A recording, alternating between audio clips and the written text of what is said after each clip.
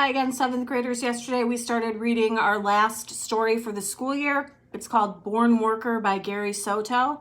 You will need your green textbook. Open up to page 88 for today. We are going to be starting on page 88 at the big J. Just a quick review. Yesterday we were introduced to Jose, the born worker. I asked you to be looking for examples of Jose being a born worker or a hard worker as we go through the story. Yesterday, Arnie, Jose's cousin, who's pretty much the opposite of Jose, has come up with this plan where he's going to find jobs for Jose to do, and he's going to make a share of the profit for finding the jobs. So Jose negotiates a deal with him that he thinks is fair enough, 70-30 of the profits, and Arnie has agreed to help with some of the jobs. But he's really not any help. He's really just kind of criticizing everything that Jose does and kind of sits around and does pretty much nothing, which you can imagine would be pretty frustrating if you're Jose. So as we left off yesterday, the boys had arrived at a man's house who owns a pool. They're going to be cleaning the pool. So we're starting out at the big J on page 88. Jose didn't bother to say okay. He walked the bike into the backyard, which was lush with plants, roses in their last bloom, geraniums, hydrangeas, pansies with their skirts of bright colors. Jose could make out the splash of a fountain. Then he heard the hysterical yapping of a poodle.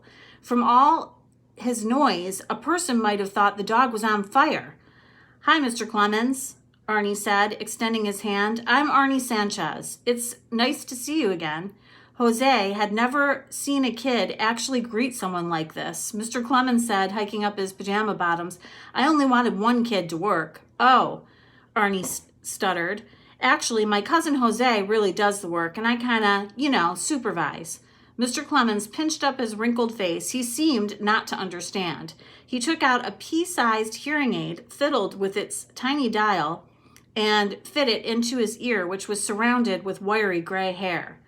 "I'm only paying for one boy," Mr. Clemens shouted. His poodle clicked and stood behind his legs. The dog bared its small, crooked teeth. "That's right," Arnie said, smiling a strained smile.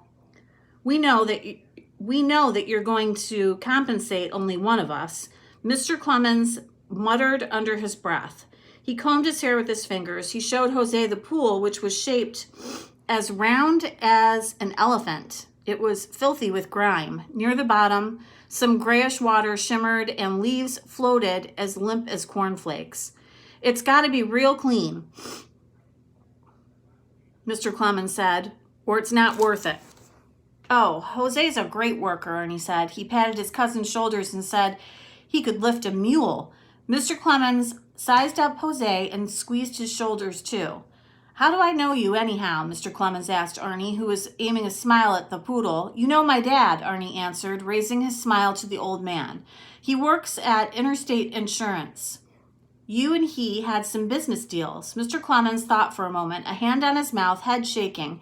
He could have been thinking about the meaning of life. His face was so dark. "Mexican fella?" he inquired. "That's him," Arnie said happily.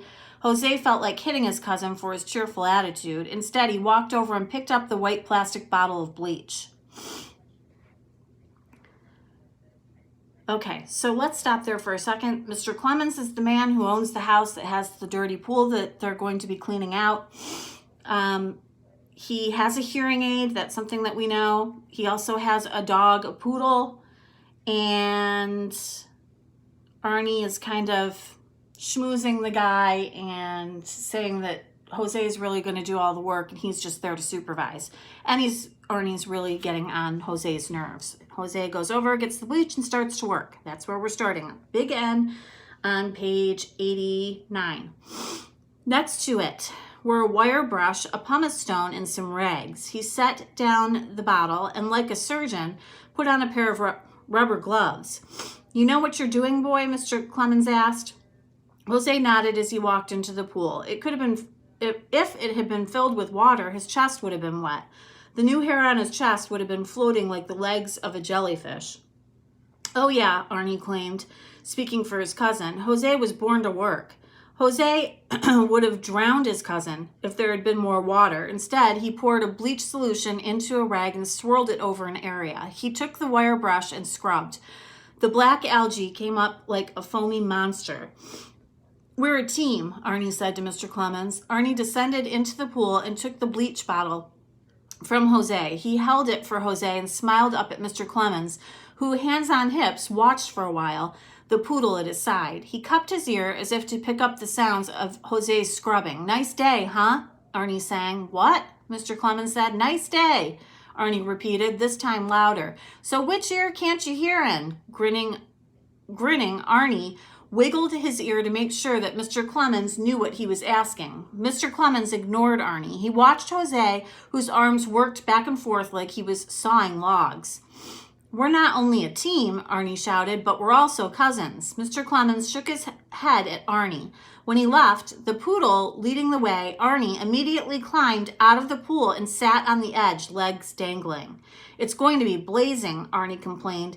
He shaded his eyes with his hand and looked east, where the sun was rising over a sycamore, its leaves hanging like bats. Jose scrubbed. He worked the wire brush over the black and green stains, the grime dripping like tears. He finished a large area. He hopped out of the pool and returned hauling a garden hose with an attached nozzle. He gave the cleaned area a blast. When the spray got too close, his cousin screamed, got up, and searching for something to do, picked a loquat from a tree. What's your favorite fruit? Arnie asked. Jose ignored him. Arnie stuffed a bunch of loquats into his mouth, then cursed himself for splattering juice on his new high tops. He returned to the pool, his cheeks fat with the seeds, and once again sat at the edge. He started to tell Jose how he had first learned to swim. We were on vacation in Mazatlan. You've been there, ain't you? Jose shook his head. He dabbed the bleach solution onto the sides of the pool with a rag and scrubbed a new area. Anyhow, my dad was on the beach and saw this drowned dead guy, Arnie continued, and right there my dad got scared and realized I couldn't swim. Arnie rattled on about how his father had taught him in the hotel pool and later showed him where the drowned man's body had been. Be quiet, Jose said. What? I can't concentrate, Jose said, stepping back to look at the cleaned area. Arnie shut his mouth, but opened it to lick loquat juice from his fingers. He kicked his legs against the swimming pool, bored. He looked around the backyard and spotted a lounge chair. He got up, dusted off the back of his pants, and threw himself into the cushions.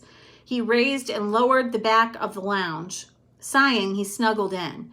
He stayed quiet for 3 minutes, during which time Jose scrubbed. His arms hurt, but he kept working with long strokes. Jose knew that in an hour the sun would drench the pool with light. He hurried to get the job done. Arnie then asked, "You ever peel before?" Jose looked at his cousin. His nose burned from the bleach. He scrunched up his face. You know, like when you get sunburned. I'm too dark to peel, Jose said, his words echoing because he had advanced to the deep end. Why don't you be quiet and let me work?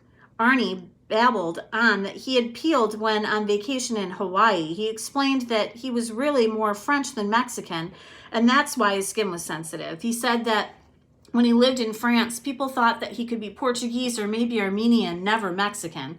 Jose felt like soaking his rag with bleach and pressing it over Arnie's mouth to make him be quiet. Then Mr. Clemens appeared. He was dressed in white pants and a flowery shirt. His thin hair was combed so that his scalp, as pink as a crab, showed. I'm just taking a little rest, Arnie said. Arnie leaped back into the pool. He took the bleach bottle and held it. He smiled at Mr. Clemens, who came to inspect their progress. Jose's doing a good job, Arnie said, then whistled a song. Mr. Clemens peered into the pool, hands on his knees, admiring the progress. Pretty good, huh? Arnie asked. Mr. Clemens nodded. Then his hearing aid fell out. Jose turned in time to see it roll like a bottle cap toward the bottom of the pool. It leaped into the stagnant water with a plop. A single bubble went up and it was gone. Dang, Mr. Clemens swore. He took shuffling steps toward the deep end. He steadied his gaze on where the hearing aid had sunk. He leaned over and suddenly, arms waving, one leg kicking out, he tumbled into the pool. He landed standing up. Then his legs buckled and he crumbled, his head striking against the bottom. He rolled once and half of his body settled in the water. Did you see that? Arnie shouted, big-eyed.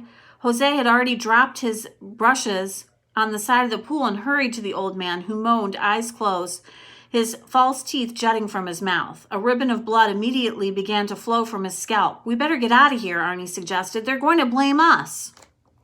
So we're going to stop there at the big J on page 92. Jose is doing all the work while Arnie just sits and talks about all these exotic locations that he's been on, which really is annoying Jose. He just wants to kind of sit. Arnie just wants to sit and relax in a lounge chair, and he's bored, so he wants to talk Jose's ear off. Meanwhile, Jose's trying to concentrate and do a good job. The old man, Mr. Clemens, comes out. Remembering from when he was first described to us, he does wear a hearing aid.